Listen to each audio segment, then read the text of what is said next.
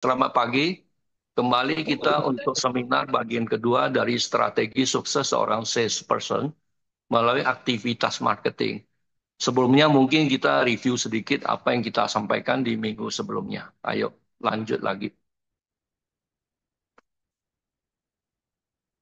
Oke, saya sapa dulu juga ya semua ya, untuk semua cabang-cabang yang udah standby hadir untuk kumpul mendengarkan briefing pagi bersama dengan saya. Ya, semoga ini bermanfaat bagi Anda.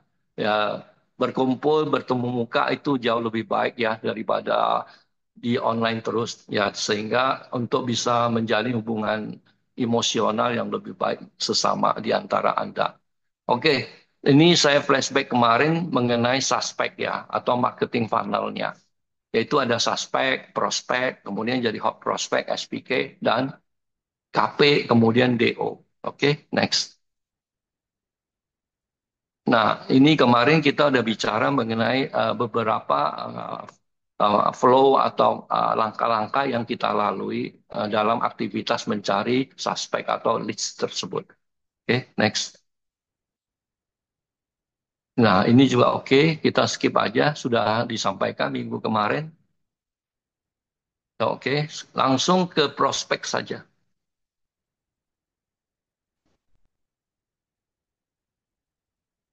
Oke, jadi yang tadi sekilas yang udah beberapa langkah yang udah kita lalui bersama untuk mendapatkan suspek atau suspek list itu apa saja yang harus dilakukan. Nah, hari ini Ayo tentu kita dicoba ya bisa. Nah, hari ini tentunya kita melangkah satu fase berikutnya ke fase berikutnya, yaitu setelah kita dapat list, dapat suspek, tentu perlu kita tindak lanjutin suspek tersebut untuk mencari tahu kira-kira seperti akan lebih serius atau bahkan menjadi kosong gitu. Nah, ini penting sekali untuk diketahui dipahami oleh seorang salesperson. Ya, dari suspek itu tidak semuanya akan menjadi prospek. Bahkan sebagian besar akan tidak jadi atau tunda dulu atau pikir dulu atau bahkan sama sekali menyatakan saya belum punya minat. Ya, tidak apa-apa. Jadi jangan kecil hati. Kalau Anda dapat suspeknya 50 per bulan, tentunya jangan berharap 50 itu, wah 25 akan jadi SPK. Ya, kemudian ya 15 jadi DO. Itu menurut saya sangat tidak mungkin ya. Ya, nantinya ada rumusnya yang kalau dari 50 itu akan menjadi berapa sih akhirnya menuju conversionnya atau DO-nya. Ya, tapi sebelum sampai situ kita mesti memahami dulu. Ada langkah-langkah atau proses yang akan kita lalui, yang pasti akan dilalui dari seorang perkembangan calon suspek itu atau list itu menjadi ke DO itu, yaitu setelah list itu akan memasuki tahapan yang namanya prospek. Prospek adalah peningkatan status minat dari proses follow up suspek atau leads lebih lanjut yang bila matang akan menjadi hot prospect. Dan dengan ciri-cirinya seperti apa prospek itu? Yaitu bertanya lebih detail. Kemarin kan tanya-tanya saja kalau suspek. Sekedar tanya-tanya, ya kan? Nggak tahu serius atau tidak. Namun ketika suspek atau list itu mulai bertanya lebih detail dari produk yang ditawarkan atau dipromosikan, itu Anda sudah boleh menyiapkan tahapan calon tersebut menjadi prospek. Atau ada pernyataan akan berdiskusi dengan keluarga dulu. Setelah Anda follow up, suspek itu atau list itu, ada statement yang mengatakan, saya akan coba berdiskusi lagi dengan keluarga saya. Nah, itu boleh bilang adalah ciri-ciri dari prospek juga. Atau mulai bertanya tentang warna apa sih yang ada kalau misalnya expander cross itu, ada berapa warna? Ya, warna apa yang paling disukai? Nah, itu bisa menjadi prospek atau bahkan hot prospek. Tapi dalam tahapan ini kita anggap dulu itu sebagai prospek dulu ya. Kemudian bertanya tentang cara bayarnya bagaimana? Apakah bisa kredit? Berapa cicilannya? Down payment-nya? Bunganya berapa? Atau kalau dia beli cash, dapat diskon berapa sih? Atau bisa diskon sekian nggak?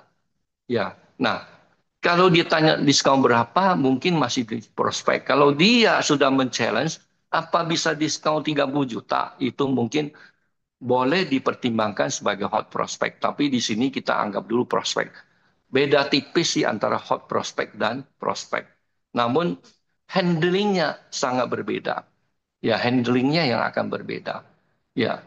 Nah, di tahapan ini saya mungkin ingin memberikan sedikit flashback ulang kemarin mengenai suspek.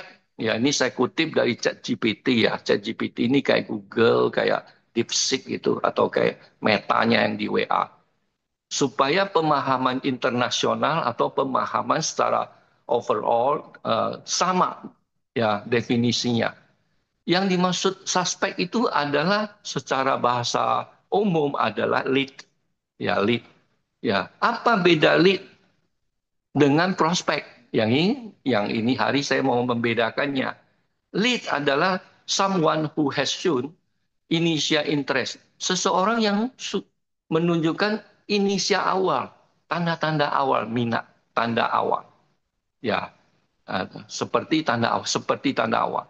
You may have their contact info, but you don't yet know if they truly need your product or can afford it. Jadi tahapan di sini adalah kita belum tahu apakah dia sebenarnya membutuhkan produk Anda. Ya, belum tahu atau sanggup untuk membeli produk Anda. Itu artinya tadi yang sebelumnya saya sudah sampaikan di suspek atau lead, ya tanya-tanya kelihatannya masih perlu didalami, digali lebih jauh. Nah, bedanya dengan prospek adalah a lead artinya lead atau sebuah prospek, sebuah suspek that has been qualified, yang telah qualified, ya, meaning that they fit your target customer profile. Jadi mereka sudah masuk sesuai dengan target customer profile Anda. Ciri-cirinya sudah lebih lebih nyata, ya kan? Example for the right industry, budget, authority to buy, etc. Jadi dari otoritas untuk memesan, MAN, dia punya authority, orang yang tepat, dan sudah mulai bertanya lebih dalam. Ya, budgetnya sudah ada, DP-nya sanggup, mampu, ya kan. Nah, dalam industri yang kita dalami adalah otomotif, ya kan. In other words, a prospect is a potential customer that is more likely to convert. Jadi dengan kata lain sebenarnya prospek itu adalah suatu potensial customer yang siap untuk melakukan pembelian, siap. Ya, siap. Artinya dimungkinkan untuk melakukan pembelian. Nah, itu kira-kira ya untuk membedakan suspek dan prospek atau list dengan prospek. Oke, berikutnya. Apa saja persiapan dalam fase prospek? Mungkin hari ini saya tidak sepanjang yang sesi pertama ya, di situ ada introduction dan beberapa yang saya sampaikan. Tapi kali ini saya akan squeeze benar-benar 15 sampai 30 menit saja supaya waktu Anda tidak banyak terbuang. Jadi apa saja persiapan dalam fase prospek? Saya stop. Jadi di fase prospek itu Anda sebagai salesperson harus mempersiapkan sales stock yang baik. Ya, jangan mendatangi follow up customer. Artinya kalau udah prospek itu biasanya adalah pertemuan kedua kalinya, ketiga kalinya, keempat kalinya. Ya jangan kita datang untuk pertemuan kedua, ketiga atau berikutnya itu tanpa mempersiapkan diri. Tiba-tiba datang atau datang terus tidak ada persiapan mau berbicara apa, jangan. Jadi perlu mempersiapkan sales stock yang efektif. Apa itu? Yaitu kita harus mendalamin dulu ulang produk knowledge tipe kelas produk yang diminatin. Ini artinya apa? Misalnya customer berminat untuk beli Pajero Sport, Dakar 4x2 AT. Ya, kita kan banyak produk yang kita jual. Ada Pajero, ada Pajero Sport, ada Expos, ada Expander Cross, Expander Ultimate, ada L3 macam-macam. Jadi saya paham bahwa kita secara umum, ya seorang salesperson secara umum sudah menguasai product knowledge dari product range yang kita ada. Saya paham, saya yakin lah gitu.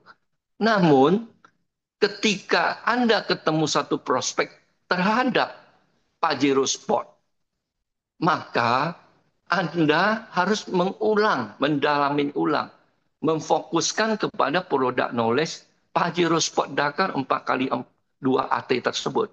Jadi tidak ada salahnya sebelum you mau ketemu besok, ya kan, you baca ulang produk knowledge dari Pajero Sport Dakar 4x2 AT ini, apa sih keunggulan-keunggulannya? Ya, apa sih kelebihan-kelebihannya? Umumnya sih kelemahannya tidak disebutkan, tapi selalu ada saja. Ya, tapi at least ya kita udah memperkuat produk knowledge kita terhadap Pajero Sport ini. Sehingga nanti pertanyaan-pertanyaan yang diajukan oleh eh, calon pembeli atau prospek tersebut, kita tidak gagap. Ya, atau bahkan kita bisa menjelaskan lebih lancar karena kita udah baca ulang apa kelebihannya. Jadi setelah kita minati, kita dalamin, apa yang harus kita dalami adalah jelaskan keunggulan, kelebihan produk. Apa yang mau kita di sales talk tersebut, di prospek, di tahap prospek ini. Ya namanya sales talk. Tentu nggak bisa omong-omong, omong kosong, ya berbicara tanpa isi. Berbicara produk, kira-kira produk knowledge itu, oh kira-kira seperti ini. Panjangnya kira-kira sekian. Ya, kalau bisa firm, berapa panjang Pajero Sport 4x2 AT Dakar itu? Kalau bisa jangan jauh 4 meteran. Kalau bisa misal Anda tahu panjangnya misalnya 4 meter 350 mili misalnya. Ya, 4 meter, 35 misalnya. Kalau bisa jauh dengan tepat. Persis angka sampai ke milinya. Untuk apa? Supaya customer juga merespek Anda sebagai salesperson yang menguasai. Ya umumnya ada nilai plusnya, ada nilai plus seseorang calon uh, pembeli atau prospek itu ketika seorang salesman itu bisa menjelaskan produknya dengan sangat baik, ada nilai plus ya bawah sadarnya ingin membeli atau menghargai salesperson tersebut. Sehingga tidak ada ruginya, ya kan? Anda mempelajari lebih dalam sampai sangat-sangat efektif Anda bisa jawab berapa cc, ya berapa horsepower-nya, bahkan torque-nya berapapun Anda kuasai. Berapa ukuran ban, bukan sekedar 8 inch, 18 inch, tapi lebar bannya berapa, ya kan di situ informasi ban itu bukan hanya ya velg itu bukan hanya ban dan velg itu bukan hanya berapa diameter dari velg itu, ban itu, tapi banyak informasi tambahannya, lebar ban, tapakannya, segala macam, merek bannya, semua mestinya kita kuasai.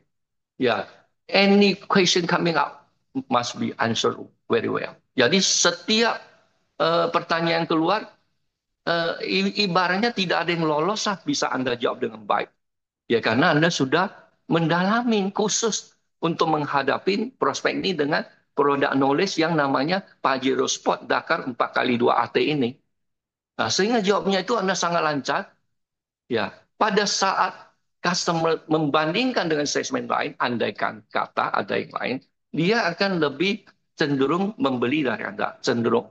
Ya, tentu ada faktor lain, tapi setidaknya eh, poin-poin yang dikumpulkan di bawah sadar customer itulah akan menuju membeli dengan Anda.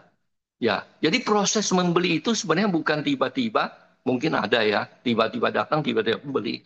Tapi sebenarnya kalau proses yang benar, customer itu mengakumulasi bawah sadarnya kesannya terhadap salesman yang menawarkan, cara berbicara salesman itu bagaimana, keyakinan terhadap customer atau calon tersebut kepada salesman itu bagaimana, ya kan? Apakah dia yakin integritas atau dia yakin dengan attitude kita atau tidak? Dia sebenarnya di bawah sadar mereka mengakumulasi ya poin-poin positif yang dia dapat yang akhirnya bermuara pada DO atau conversion tersebut. Tidak serta-merta, saya bilang ada, tapi umumnya itu akan membantu Anda sebagai salesman untuk mendapatkan di tahap akhir, sampai ke tahap akhir. Nah, sehingga bila mana prospek setuju, nah ini, jelaskan keunggulan kelebihan produk kita. Bila mana prospek setuju menerima penjelasannya, maka keunggulan tersebut dapat diulang penyampaiannya pada kesempatan temu muka berikutnya atau pada sempat engagement berikutnya. Jadi kalau misalnya kita dengar atau kita jelaskan, Pajero Sport ini sudah terkenal sangat powerful. Terus customer mengangguk, ya, iya, iya. Dia jawab, iya, saya juga dengar begitu. Berarti dia mengaminin, dia setuju apa yang statement yang Anda sampaikan bahwa produk dari Pajero Sport ini yang Dakar AT 4x2 AT ini mempunyai keunggulan atau kekuatan mesin yang terkenal dan dia setuju. Dan itu Anda andaikan di kali ini belum berhasil, di pertemuan berikutnya kita boleh mengulangi lagi statement seperti itu. Bahwa Pajero Sport itu tenaganya sudah terkenal, Pak. Paris Dakar gini gitu. Oh ya, benar kan.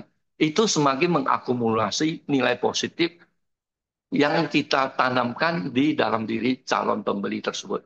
Apalagi yang mengungkapkan keunggulan produk itu datangnya dari si prospek sendiri. Artinya yang mengatakan, wah, ke Pajero Sport itu saya dengar tenaganya luar biasa ya. Waktu rally Paris Dakar itu selalu jadi juara 1, 2, 3. Kalau itu datang dari konsumen atau calon pembeli, itu sangat berkah buat Anda sebagai seorang salesman. Artinya sebenarnya upaya Anda untuk menggolkan transaksi itu sudah jauh lebih ringan. Sehingga harus dimanfaatkan. Nah itu kira-kira. Bila mana ada kekurangan kelemahan produk, nah, tadi saya sudah bilang, biasa ada kekurangan dan kelemahan yang tidak tertulis, biasanya tidak tertulis. Dari omong-omong di pasar, dari omong-omong di luaran, selalu ada saja namanya suatu produk, tentu tidak ada yang sempurna, baik kita maupun kompetitor. Maka tidak perlu dimunculkan.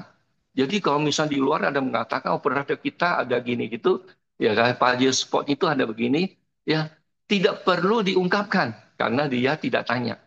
Ya customer tidak tanya, calon tidak tanya. Ya bila tidak ditanyakan. Namun begitu harus diantisipasi. Tiba-tiba kalau calon prospek atau prospek itu bertanya, jangan pula kita jadi gagap. Jadi aduh gimana ya nggak bisa jawab. Nah itu akan kembali menurunkan akumulasi poin positif di dalam diri prospek tersebut. Maka harus diantisipasi. Persiapkan jawaban yang dapat menetralisir atau mengurangi kekhawatiran bila ditanya prospek. Jadi bila mana misalnya ini eh, ada kelemahan di Pajero Sport, saya nggak tahu atau saya nggak sebutkan atau saya pun lebih baik anggap tidak tahu. Ya, ada kelemahan di Pajero Sport yang tiba-tiba ditanyakan, ya kita udah ada jawaban yang sekira-kira bisa membuat customer itu bisa memahami atau menerima. Ya, tapi kalau mau diberi contoh nanti juga bisa. Ya, kemudian apa yang harus kita lakukan di tahap prospek ini? Mempelajari tipe kelas yang sama dari produk kompetitor. Jadi tidak cukup kita menguasai produk knowledge dari Pajero Sport kita saja, tapi Anda juga harus mempelajari produk yang sekelas dengan Pajero Sport ini. Ya misalnya merek T, merek X, merek Y, terserah. Ya, tapi yang paling umum misalnya merek T. Ya, coba pelajari merek T itu. Ya, dia punya horsepower, posisi kapasitas mesin.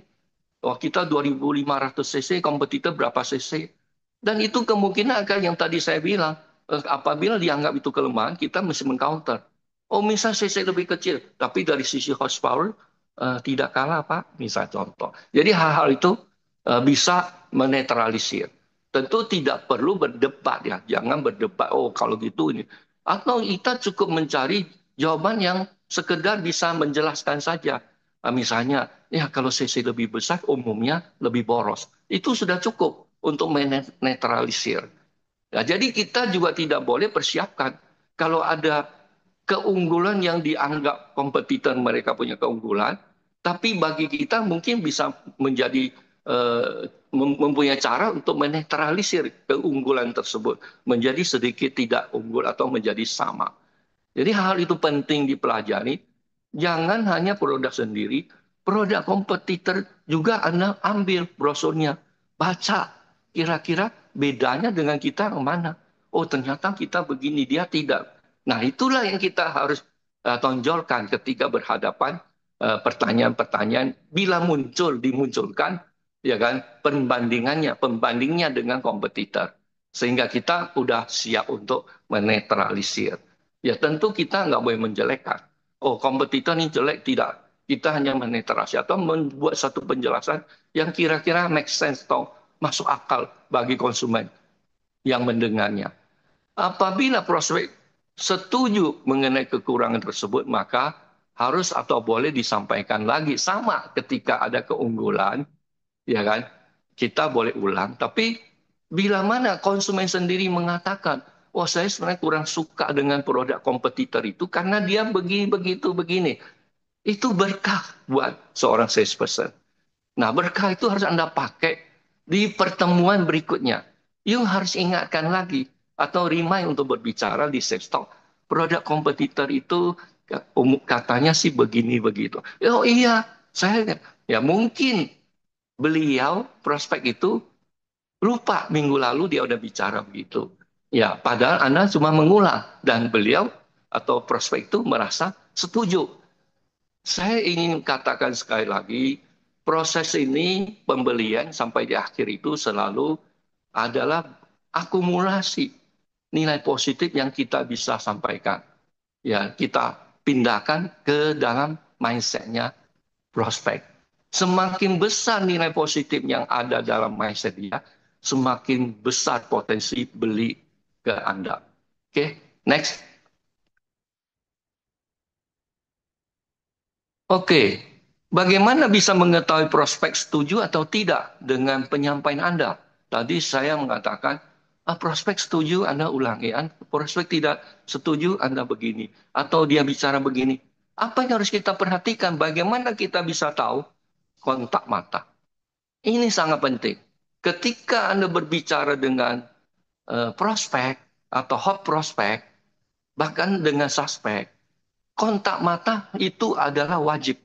Jangan berbicara dengan konsumen atau prospek itu dengan melihat ke kiri, ke kanan, melihat ke atas, ke bawah, tanpa melihat matanya. Itu kesalahan fatal. Ya, bagaimana bisa tahu dia setuju tidak? Sehingga menjaga kontak mata harus terus dilakukan saat penyampaian presentasi. Ya, menjaga kontak mata ini kurang mata. Menjaga kontak mata harus terus dilakukan saat berbicara dengan konsumen. Ketika Anda menjelaskan, dia kontak matanya harus jaga dia. Bagaimana responnya? Tujuannya adalah ya dapat melihat dan merasakan reaksi dan gestur dari prospek. Nah, ketika kita berbicara Pak Spot punya kelebihan ini dan itu, nah tentunya kita lihat kalau customer datar aja mungkin nggak terlalu kena. Tapi concernnya excited juga merasa sangat senang dengan pernyataan kita. Nah itu adalah dia aminin, dia setuju. Atau sebaliknya dia sepertinya agak ini, berarti dia sebenarnya tidak setuju atau kurang serak dengan kita punya penyampaian mengenai keunggulan tersebut. Mungkin bagi dia itu tidak begitu. Nah, jadi bagaimana kita bisa tahu tanpa kontak mata? Maka sangat penting ketika berbicara dengan konsumen itu kontak mata harus dijaga terus sehingga bisa mengetahui apakah calon atau prospek sependapat atau tidak dengan penjelasan Anda. Ya. Kemudian apa yang harus kita lakukan? Menggali informasi lebih banyak dari prospek di tahap ini. Galilah, timbulkan beberapa pertanyaan yang untuk menggali informasi tentu dengan hati-hati dalam bertanya. Ya, terutama menyangkut kemampuan keuangannya, kesiapan dananya. Ya, itu tentu tidak boleh agak straight to the point. Apakah Bapak sudah siapkan uangnya? Itu tentu bukan begitu cara bertanya. Ya, tentu kita secara pasif ya tidak langsung menunjukkan bahwa untuk DP biasanya di minimum 10%-nya di angka sekian. Terus kita lihat, maka perlu kontak mata. Responnya, oh Dia merasa pede, yakin, berarti dia mampu. Ya, berarti dia punya tidak ada masalah dengan total DP yang you tawarkan tersebut. Nah, itu pentingnya kontak mata di bagian ini juga. Nah, mobil yang sudah dimiliki, nah ini perlu tahu juga sudah berapa lama dia pakai, ya kan mobil apa, kelas apa. Kalau kelasnya di bawah, mau diganti atau mau tambah, itu semua sangat penting untuk membuat Anda mengarahkan prospek ini kemana, ya, untuk mempercepat. Kalau kita tidak mempunyai informasi seperti ini, misalnya, kita tidak tahu apakah dia mau tambah mobil, atau mau ganti mobil, ya kan, atau mobilnya sudah berapa tahun, tentu akan agak sulit kita mau mengarahkan dengan cara menjual atau cara memilih yang mana ya. Contohnya gini, oh mobil saya sudah 5 tahun, oh sudah 5 tahun, ya mobilnya di bawah kelas Pajero, ya kan. Terus dibicara, ya saya sih ada rencana mau ganti mobil ini. Kalau dia mengatakan mau ganti, berarti Anda akan mengarahkan dia ke trade-in, tukar tambah. Oh, barangkali kalau Bapak mau bantuan saya juga bisa mencoba mencari harga yang terbaik untuk mobil Bapak yang second itu. Oh ya bisa begitu. Oh, bisa Pak, kami ada satu paket ya kan. One stop di sini begitu begini. Nah ini jadi mempercepat Anda untuk membuat dia bertransaksi. Tapi kalau kita tidak tahu, mungkin dalam hatinya ingin jual mobil ini, mau tukar tambah, tapi saya nanti, tapi dia nggak bicara, nanti saya coba cari ke showroom mobil saya berapa. Padahal dia butuh bantuan. Tapi karena Anda sudah tahu, di situ Anda bisa masuk dan mempercepat, membantu dia untuk mengambil keputusan atau mempercepat transaksi. Itu tujuan untuk bagaimana, ya kan, untuk menggali informasi yang lebih dalam, lebih banyak dari konsumen. Sangat bermanfaat untuk Anda mendorong ke arah mana. Kemudian kita juga harus menjadi seorang pendengar yang baik. Ya, jadilah pendengar baik bila ketemu prospek yang banyak bicara. Ya, kalau kita ketemu prospek yang banyak bicara, jangan rebutan bicara. Ya, prospek-speknya macam-macam. Ada yang diam, ada yang suka bercanda, ada yang suka berbicara banyak terhadap pribadi, keluarga sendiri juga dibicarakan. Kalau Anda ketemu seorang customer yang suka bicara, kembali lagi, itu adalah berkah bagi seorang salesman. Karena informasi yang you dapat itu secara tidak langsung akan mengalir terus ke Anda.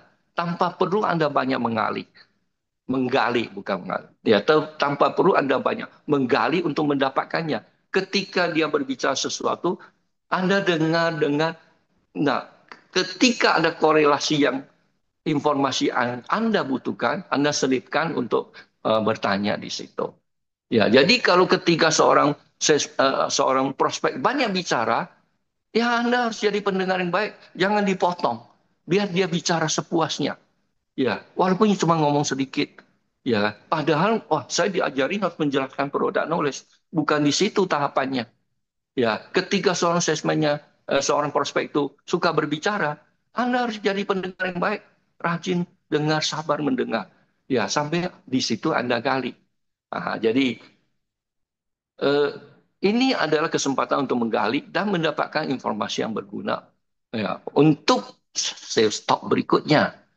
Ya, di dalam pembicaraan itu sesudah dia banyak calon prospek itu banyak berbicara, Anda mendapatkan beberapa eh, insight atau clue gitu. Misalnya dia bicara, oh kalau saya beli mobil, ya selalu ajak istri. Berarti di situ Anda jangan tinggalkan istri. Ya, jangan lupa mengajak istrinya untuk ikut ya di pertemuan berikut sebisanya.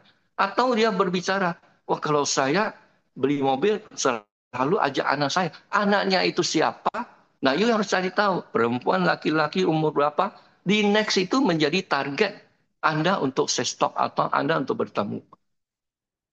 Kalau itu terjadi Anda bertemu dengan anaknya, berarti Anda sudah berhasil maju satu langkah, mengakumulasi atau memindahkan mindset Anda bukan saja ke prospek, tapi ke anaknya juga. Ketika Anda ketemu anaknya, Anda bisa menyampaikan sesuatu yang bisa disukai anaknya itu. Nah, jadi ketika anaknya suka, Karena orang tuanya bilang akan tanya anak, berarti mindset atau akumulasi positif dalam pikiran prospek itu bertambah lagi, menjadi lebih kuat lagi. Nah, itu kira-kira maksudnya. Oke, next. Oke, ini catatan kecil. Di suspek atau lead juga saya pesan, buatlah catatan kecil. Catatan apa saja yang menjadi kekhawatiran, ketidaksetujuan prospek, ya terhadap penjelasan Anda. Ya, begitu pula yang diaminin prospek. Ya, jadi kalau ketika Anda berbicara sesuatu diamini, ya. Ketika berbicara ada kekhawatiran atau ketidakyakinan dia terhadap produk kita, itu perlu dicatat. Tujuannya sebagai bekal sales talk di pertemuan berikutnya. Jadi kalau dia berbicara positif terhadap produk kita di pertemuan berikutnya, pasti kita harus ulangin. Begitu juga ada kekhawatiran yang atau ketidaksukaan dia terhadap produk kita, dan pada saat itu kita belum bisa menjawab tuntas. Begitu pulang, you mesti mencari jawaban, apakah dengan supervisor BM Anda atau membuka, ya kan, sales stockbook yang disiapkan ATPM. Kalau ini bagaimana? Oh, ternyata ada dalam sales manual untuk sales stockbook itu ada untuk menjawab pertanyaan ini. Siapkan pertanyaan itu untuk dibawa di pertemuan berikutnya. Tujuannya ya kembali untuk menetralisir kekhawatiran dan konsumen. Setiap kekhawatiran akan menurunkan nilai ya akumulasi positifnya. Ketika nilai kekhawatirannya hilang, berarti nilai positif akumulasi positifnya juga tidak berkurang atau bertambah. Oke, penjabarannya apa di tahap prospek ini? Yaitu pasti kalau kita sebagai sales force ya atau salesman atau mitra, jangan lupa input SFID di menu prospek. Nah, menu prospek ini saya perbesar sedikit, nggak tahu ya. Di menu prospek ini ada yang harus diisi. Jenis pelanggannya. Jenis pelanggan itu maksudnya perorangan ke atau dari perusahaan PT. Model kendaraan, Pajero Sport 4x2 daftar AT. Ya kan? Alasan pembelian, oh mau tukar mobil lama yang ini gitu. Berapa unit ya? Satu gitu. Sumber informasinya dapat dari mana? Oh, dari digital marketing. Ya, waktu itu saya upload di Instagram. Terus dia tahu itu berarti sumbernya dari Instagram. Tujuan kepemilikan ya untuk penggunaan pribadi atau apa. Itu kira-kira diisi aja, nggak usah panjang-panjang. Singkat saja, yang penting diisi. Ya, yang penting diisi. Dan jangan lupa Anda membuat catatan kecil untuk kepentingan diri Anda. Walaupun di sini tidak ada catatan kecil, tapi di Anda harus tetap ada catatan kecil yang saya bilang di buku prospek Anda sendiri. Kemarin sudah ada list punya catatan, lanjut sesudah follow up prospek ini buat catatan kecil lagi, plus minusnya apa, kekhawatiran kesukaannya apa. Ya, jadi SFID tolong jangan lupa diinput. Ya, itu adalah standar SOP yang sudah ditentukan. Jadi jangan sampai pula nanti sesudah DO baru input, itu penilaiannya atau uh, secara penilaian terhadap sistem kerja kita menjadi kurang baik. Ya, pelajari catatan kecil untuk mempersiapkan sales talk berikutnya. Ya kan, saya bilang uh, kita udah bikin catatan kecil, tapi pelajarin isinya itu apa. Ya, bagaimana kita akan uh, selanjutnya, yaitu mempersiapkan mencari jawaban yang belum terjawab. Ya, kalau misalnya ada yang pertanyaan dia itu belum bisa kita jawab, yang belum bisa kita jawab, ya kan? Kita harus cari jawabannya. Jawab pertanyaan sih biasa-biasa aja, tidak spesifik, tapi dia ada tanya, ya kan? Nah, kita sudah dapat jawaban pada pertemuan berikutnya lagi. Kalau you tidak buat catatan kecil, terus you datang, terus dia tanya lagi. Oh, yang kemarin yang saya tanya itu, oh, aduh, saya lupa. Itu menurunkan nilai akumulasi di dalam uh, mindset customer. Ya, aduh, lupa. Tapi kalau you sudah siap, oh ya, sekalian Pak, kemarin Bapak ada tanya ini saya bisa jelaskan. Nah, mungkinkah customer tadinya lupa? Sebaliknya lupa, oh iya, iya, iya, terima kasih sudah dibuat. diberikan perinciannya. Jadi jangan pula ditanya kita yang lupa, ya kan? Tapi sebaliknya kalaupun dia lupa, kita ingatkan itu akan jauh lebih menambah lagi, ya kan, nilai akumulasi positifnya. Nah, di sini di tahap prospek ini, saya ada membuat satu statement ya. Di tahap prospek ini Anda boleh mencoba mulai memasuki tahap trial push. Ya, apa itu trial push? Yaitu mencoba mengarahkan ke SPK, mencoba mengarahkan ya. Padahal dia masih belum hot prospek atau hot prospek. Tapi tidak ada salahnya. Anda boleh try push.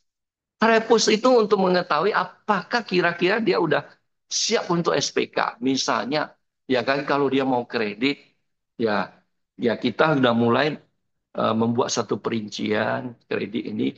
Pak, kalau misalnya ini perincian sudah setuju, nanti ini perincian akan kami salin, ya pindahkan ke SPK ini. Yuk keluar SPK juga, oke? Nah, ya jadi ketika membuat perincian, kalau you langsung keluarkan SPK, mungkin customer kalau belum matang, dia takut. Aduh, ya mau disuruh beli nih. Mungkin besoknya dia nggak mau ketemu Anda. Ya, bukan berarti dia nggak mau beli. Ya, namanya manusiawi ya. Psychologically dia bisa, aduh, nanti nggak jadi nggak. Sehingga pada saat membuat perincian itu di kertas biasa, tapi you mau try kira-kira dia itu kaget nggak kalau you disuruh beli, suruh SPK. Nah, kita nggak bilang mau SPK. Nah, perincian seperti ini, kalau Bapak nanti udah cocok, akan kita pindahkan, kita salin ke dalam MOU. Kita bisa MOU, ya kan.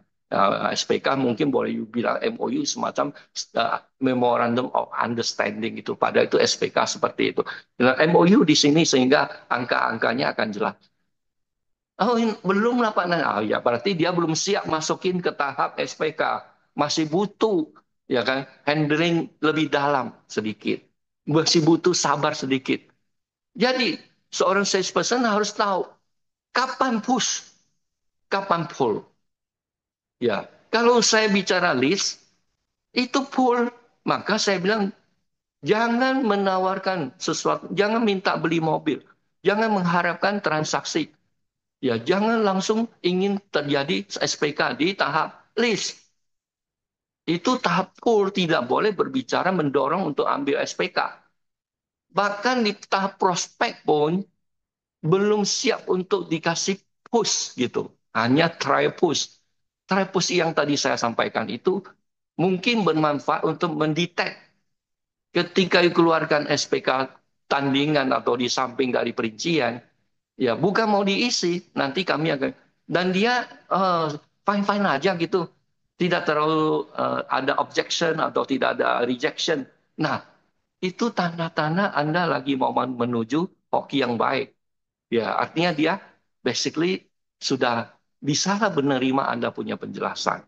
Tapi kayaknya atau mungkin Anda ingin lebih langkah lebih jauh lagi, nggak? Ya kan? Namanya trial. Apa atau saya langsung tuliskan di sini? Terus dia ternyata mengatakan, oke, nggak apa-apa, boleh. Nah, jadi prospek itu langsung pindah ke hot prospect, bahkan pindah ke SPK. Tapi melalui try push. Tapi kalau langsung keluar SPK, saya khawatir customer-nya langsung kaget. Nah, ini sangat sangat penting. Ya, ini sangat penting. Ini momen yang sangat penting. Bagaimana bisa membuat satu customer prospek untuk ke SPK? Anda boleh menggunakan try push yang tidak langsung. Tapi ketika try push yang Anda berikan, customer tidak objection, tidak ada objection, tidak ada penolakan, jangan pula simpan lagi. Ya, you keluarin dan dia tidak ada penolakan. Nah, you satu langkah lagi. Atau sekalian mungkin saya sambil catat di sini, ini, ya kan, di sini ada KTP. Oh ya, boleh, boleh. Nah, sebenarnya kalau gitu, customer itu udah masuk ke tahap hot prospect. Tapi karena customer itu tidak banyak kesulitan, dia sebenarnya ingin beli mobil, sudah punya niat beli mobil, dan mobil juga Mitsubishi, sehingga ternyata di saat itu pun Anda berhasil membuat SPK. Jadi try push ini sangat penting. Ya, hard push hati-hati. Pak, sekarang ini ya kan. Kalau dia belum siap, you hard push, dia pergi. Ya, malah dia tinggalin. Ya, Pak, kalau nggak hari ini SPK, besok harga naik. Ya, oh, promonya hilang. Customer percaya nggak percaya, benar nggak benar, ada nggak brosurnya? Nggak ada Pak, cuma diumumkan. Nah, customer berpikir negatif. Kamu pengennya cepat saya SPK, pesan mobil, ya dengan berbicara sesuatu yang tidak benar, turunlah nilainya, ya akumulasi positifnya. Oke, next mungkin sudah selesai. Oke, mungkin itu saja. Ya, ini kebetulan mungkin sekitar 30 menit lah sesuai dengan target yang kita sampaikan. Oke, terima kasih. Sampai di sini saya presentasi saya.